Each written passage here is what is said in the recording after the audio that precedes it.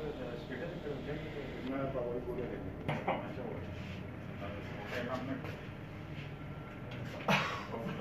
الله الرحمن الرحیم.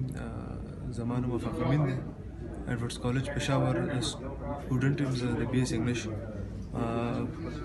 پرون نابلو زما د کالج چټیانو شو، زه کور ته راغلم. چې کور ته راغلم نو د هغې نه بعد پرون زه مازدیګر 9:30 بجې وې چې زه ووتم سټیشن ډاک ته. سټیشن ډاک کې مالته یو راونډ و، ما هلته واک مې کولو واک، او په دې کې فایرنګ شو. چې په دې کې هوایي فایرنګ شو او هغه وخت ما ته دومره پته لګېدلو چې الیکشن ریزلټ هم شو.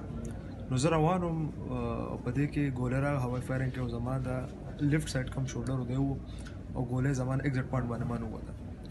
زما صرف هغه دا د ډي پي او ته 400 کم اس پي ته چې کاینډلي اټ از مای کین ریکویسټ ټو آل اف یو چې تاسو ویلي چې موږ د هوایي فایرنګ بندي کړی دی، دا تاسو څنګه بندي کړی؟